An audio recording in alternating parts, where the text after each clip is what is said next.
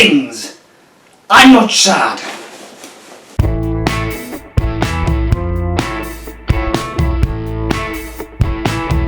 Okay, first of all, let me just apologise first and foremost for the bad audio. There's a reason for that. I had an accident with my regular camera. The camcorder I'm using at the moment does not allow me to hook up an external mic, and I don't have any other way to record my audio at this point. This is literally it for the time being until I get a replacement camera. So, back to the old camcorder, the backup camcorder, the original piece of equipment I had. So you might have been able to guess, just by the fact that I've got this hooked up, this get-up hooked up on my arm here, and I've got this punch bag here again, that I'm doing a response video to Shad's Assassin's Creed Hidden Blade critique, because, again, in all brutal honesty, I agree with him on a lot of his points. There's other points I disagree with, and there's some that I did end up thinking, I wonder. And I decided to give it a bit of an experiment. Spent about half an hour or so trying to figure out ways to turn this toy sword into the closest thing I could as far as an Assassin's Creed Blade replica is concerned. Forget the handle and the hilt and whatnot. You know, this is the important bit, the wood itself. I've got it tied to my arms with a couple of resistance bands, tied to my arm with a couple of resistance bands. Just 2 wraps around here, 3 wraps around here, because of course the wrist and the forearms are not going to be consistently the same size, but there you go. And I have found that this does work quite well. Now, I should point out there was a video on the same subject several years ago by Scalagram, who made a few points about it. I've had that playing in the background while I was doing some experimenting, setting the cameras up and whatnot. And I do agree with a lot of the points that the pair of them make, but I do think there's ways around it. One of the things Scalagram pointed out was that when you have the blade tied up, there's no way to actually stop the motion from going any further back or too far in or getting too much penetration or whatnot. And I think he's kind of right. It would really depend on how tightly it is attached to your arm. This has been, in my previous experiments, this was on for so long and so tight that it wasn't going anywhere, to the point where I was actually getting blood circulation cut off around this section here because of how tight the 2 relative sections of blade were. This was at that point, I had 3 wraps of the resistance bands at that point. This time around it's just 2. I did actually leave the 3rd wrap just around the blade there. But, you know, in all brutal honesty, I think you've got to remember what it's meant for, outside of the context of it being a video game. It's meant to be a tool for assassination, not combat. Now certainly when we see Altair in the first game using this, he is only using it for assassinations. He either gets up close or he jumps from a high and just stabs it into somebody who obviously wasn't paying attention, and who would be. But it's not meant for combat. It's only once Ezio comes along and he ends up not being formally trained as an assassin. He just ends up thinking, okay, it's a weapon, let's use it and let's figure out how to use it as a weapon, as well as obviously seeing what its use as assassination is for. I think the first thing we have to address is just how is the blade supposed to work. Now I've basically measured off the amount of distance that I could conceivably have a blade like this in real life, measured up against my own forearm with enough left over to basically provide some stability here. You've got to think of it as having a sheath here with a blade that is presumably sprung loaded and then shot off at a certain point and then just locked in place somehow. Now, as Shad pointed out and as Scalagram pointed out as well, there have been various people over the years who have recreated their own versions of these blades, and they've all operated on different principles. There's been toys that you can buy based on this. Cosplayers have made their own versions with rubber foam, and I think Comic-Con, for that very reason, amongst other obviously safety concerns and so on and so forth, do perform weapon checks on people cosplaying as people like Altair and Ezio and other weapon-based characters, just to make sure that they're not sneaking in something that's real. But I think some of the ones I can remember the most as far as, you know, fan recreations, one involved having, ironically enough, on the finger that would be cut off on Altair, the ring finger, okay, somebody keeping their ring finger, put a ring on, put a string going down to the bottom of the blade, so that when they pulled the hand back like that, the string would be pulled back, which would mean the blade would come out. Clever enough, yeah? But that basically means that your hand has to be out like this all the time, and I sort of doubt that it will give much stability in that regard, but I might be wrong. It might depend on what sort of mechanisms they included there. But of course, to retract the blade, you just let your hand go, and back it would go. The big problem there, of course, is that you're going around using your arm like this, which means your hands and your fingers especially are vulnerable to any kind of counter-attack. Another idea that I think I read on the Wikipedia, or the wiki page for Assassin's Creed years ago, was that Altair was supposed to press a button that released it, and apparently there was a game trailer, not of game footage itself, just one of the teaser trailers, where Altair did that and that shot the blade off, but you don't actually see him doing that in the game. None of them seem to do that. In fact, a lot of the time, I think in the earlier games, like with Ezio especially, and maybe Connor, you could actually have them standing around minding their own business, and you would see them do this every now and then, or you could hold down the button to release your assassin's blades, and they would actually shoot the blades out and just hold them for a while, for as long as you had the button pressed. Not actually killing anybody, just doing it for the sake of doing it. Excuse me while I try to figure out how to use this view scheme properly, because I've not used this camcorder in a while. And that would suggest that it's gravity fed, which is one of the things Shad suggested, but you don't really see them doing that in the game. It's very much, they come up, they pull the hand back and the blade shoots out, and then they do what they need to do. To put it pleasantly. If such a thing can be talked about pleasantly. But yeah, so that suggests to me that, and I think this is a popular fan theory as well, that there's muscles in the forearm being used to shoot the blade out, to extract the blade, to propel the blade out or whatever. But that would mean having to hold the hand back like this in order to keep it out. And one problem there is, again, you're going to have the issue of stability. How stable will that blade be? And how long before your muscles tire out? It's the same thing with having the ring pull idea. Your muscles are going to tire out eventually, your hand is going to want to come back, and so on and so forth. But if it's a case of the muscle being used, you pull the hand back like that, or make some sort of gesture to trigger the muscles in some way. What basically happens here, if I use this hand here, let's just get in a position. Okay, I'm just going to show you what happens with everything nice and relaxed. Okay, I can see how much I can push in. Now if I pull my hand in a bit, I'm not actually tensing the muscles at this point either, so you can still see things are going in. So I'm just going to push it in like that, and then I'm going to tense up.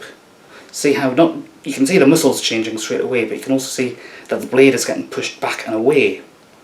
So what I'm thinking is that if it's all done by muscles in the forearm, then the assassin would need to tighten their fist to push the muscles out, and then pull back to release. So that basically the first part of the process tenses the muscles up, presses something against the blade itself to get it ready, you pull back like that, that relaxes the muscles a bit and the blade shoots up.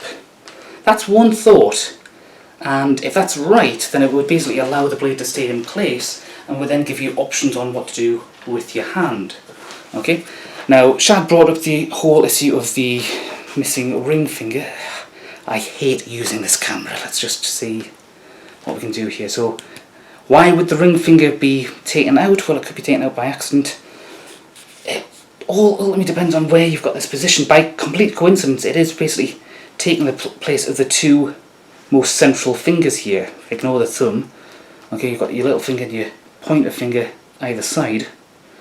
But you could conceivably try to grip it like that, but that's just not safe at all. It would be far safer to hold it like this. Now that would suggest to me, and again I think Scalagram brought the same issue up, that the majority of the blade would not actually be sharp. It would just need to be as sharp as needs to be around here, okay, where the edges and the point would be. Okay, so these sections would need to be sharp, because they're going to be doing cutting and stabbing. Okay, so it makes sense for that. It doesn't make sense for these bits to be sharp, because that's going to be where you're effectively going to be half blading. Okay, that's what I'm thinking. And remember, assassination weapon, not a weapon of war. There's a difference between the two. Yes, a very versatile assassin weapon could still be used as a weapon of war, and a weapon of war could still be used to assassinate, but the idea is to have this hidden. The actual mechanism we see, I think in Assassin's Creed Brotherhood? Yeah, in Assassin's Creed Brotherhood, Desmond gets his hands on a blade. Well, it's actually the same blade from Assassin's Creed 2, but this time he's removed the vambrace, so it's just literally the blade housing itself, which looks relatively small. Does obviously cover a good deal of the forearm, but it's still relatively small. It's low enough profile to be sort of hidden and missed at a glance. Obviously, if you pat it down, then yes, people would find it, but that's the same problem if you've got any other weapon hidden on you in any place. Yes, a knife, a sword, and whatnot can do a whole lot of more damage really quickly, and so on, but this is meant for subtlety, as subtlety goes in an Assassin's Creed game, you know. So it's literally a case of, well, let's just do a comparison here. I'm basically wearing an old martial arts belt of mine, so it's not the appropriate thing. I don't have a sheath available at this point, and this is just a toy sword anyhow, but it will do for our purposes. If you were wanting to assassinate somebody who was literally just over there with a standard sword or knife, and they see you, they'll see you coming for your sword, drawing it, pulling it out, and then trying to do something. Whereas if you're just walking along towards them like this, you know, colliding with their body, they're probably going to think at first you're just a very rude person, and they're going to think, oh, what's that? Oh, my heart, Because what you've done is, okay, it's a bit more subtle. Yes, you've got the issue of the person going, afterwards, but by that point you're away and everybody else is distracted by the dying person, who could just be vomiting, who could be having a heart attack, could be having an asthma attack, could be any number of things, and they're not really going to necessarily put two and two together until they're on the floor in a pool of blood, dying, or dead, or saying to take somebody out of their will. We've got to remember, assassinations, not combat. Yes, that changes for Ezio, because he's not formally trained as an assassin. He is literally just figuring out and using it in whichever way he can. Which makes me think about other ways. Shad mentioned that you couldn't really use it to attack people in a similar manner to a knife. Yes, you've got less options, but you could always slice someone's throat quite easily. You could even slice downwards. You could disembowel them. Okay? There's still, so long as you're close enough, there's still plenty you can do. Get really low, take the knees out. I don't know if anybody can see me there. No. Yeah, but get really low. Okay? Knees are about here. Get really low, and you could probably take somebody's knee out. I'll probably not redo that because I'm not really feeling too well. I'm doing this under duress, so to speak, but hey-ho. Right. But yeah, there is the option to slash somebody's throat. If you imagine this is somebody, me coming behind somebody to slash their throat, that is still doable. Okay? You would just have to control the blade properly. Which is why I think only some of the blade would be sharp, whereas the rest would be blunt, enough to allow you to actually grab and control and use half swording techniques. Okay, so same again. And that's one of the reasons it's on the left hand initially. Yes, later characters like Ezio end up getting two blades. I can kill two people with two blades. Yeah. And I think even then his second blade was a bit longer, so it was basically going around with an assassin's blade, a fighting blade. I think that was what some people referred to it as. But yeah, fuck. Yeah, doable I suppose. It's him adapting, it's him making use of it for purposes it wasn't originally meant for. But I do think, as a tool, you know, for assassinations, it is good enough. It's not meant for combat, but it could still be used for defensive purposes. I think in the original game you could potentially block with this thing, but I found it next to impossible to do so. But if somebody was coming down, yes, there was a good chance that you could block. Okay, block, yeah. Obviously I really need somebody else to be here, but the best I can do is just do that. Now there's of course a possibility that they could take your fingers off, or if you've blocked the other way, take your thumb off. But of course if you are fast enough to block and see how close that was? That was just me randomly pressing, and even then that didn't work. So it's not particularly good as a blocking device. It's not meant to be, but it could be used as an improvised blocking device. But, you know, so long as you get there fast enough and are able to push away or block and then escape, you know, so that you can do something else, you've got a chance. It's there. It would be like having a knife in one hand and a sword in the other hand and using that to block and this to attack. And that's the other thing. The assassins didn't just carry one weapon only. They carried other weapons. Altair had lots of throwing stores. Well, not throwing stores, throwing knives. For example, he had a sword. He had a variety of swords. He had a knife for up-close combat. And Ezio, I think, took things to the next level by having a far greater armoury. And Connor, for example, was a dual-wielding expert. So he was having a knife in one hand and an axe in the other, or a sword, and some of the combinations like that, but I think it was limited to the time. And then, of course, you've got, by the time of Assassin's Creed Revelations, the third and final game with Ezio, he had an upgrade to his right blade, which was the hook blade, which obviously I can't really replicate too well, but it was basically used for things like helping him to climb if he was a little too low from a target, and it could be used to hook onto opponents to bring them closer to him so that he could stab them or escape over them, parkour over them. And I think that's something else we've got to think about. I think both Gallagher and Shad pointed out that this could potentially be dangerous for parkour situations, or if you're trying to embrace somebody in a loving way. The safest thing to do would be to have a lock on it. You know, some sort of switch that you have to press to lock it in place. But like I said, if I am right in that you have to just relax the muscles or engage the muscles and then relax them to propel the blade in a very specific way, you're not going to get that same reaction when climbing, because either you're going to be climbing with your hand against something like that, or maybe curled up like that to give you some more motion. Now, the muscles used here do not engage in the same way when you do that as when you form a fist. Okay, and they don't relax in the same way or get tense in the same way if you pull your hand back like this. So it depends on what you were doing.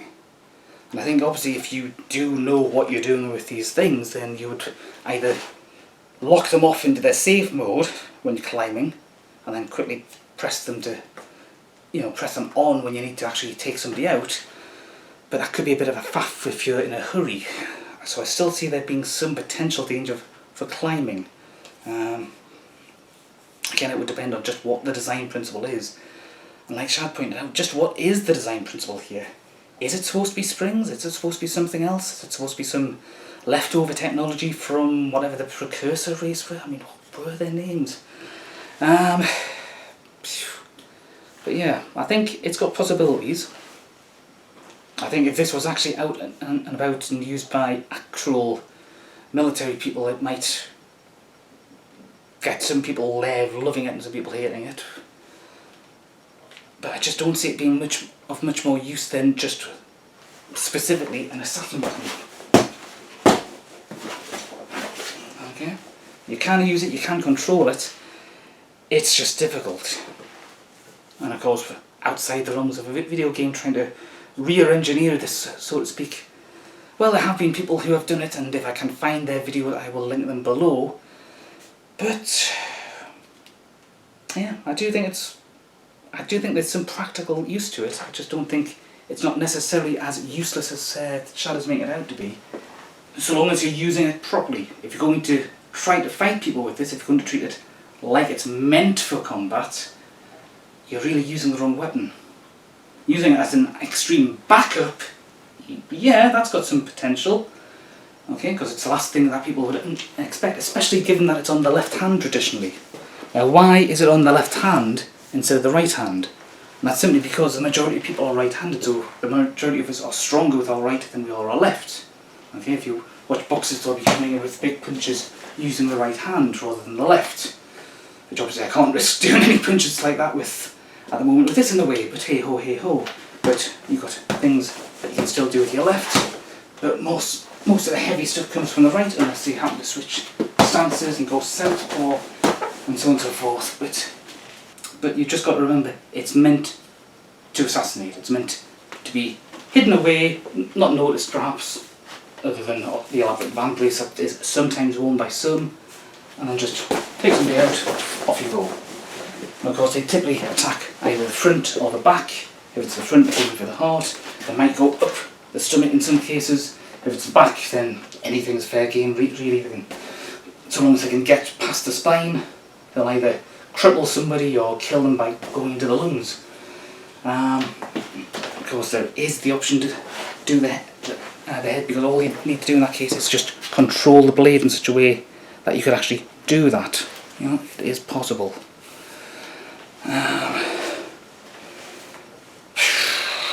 It's possible, so long as you're just using it for what it's meant for. You know, it would be a bit like trying to use a TV remote control to operate your microwave. Yeah, if they've got compatible transmitters and receivers, why not? But it's probably not going to happen.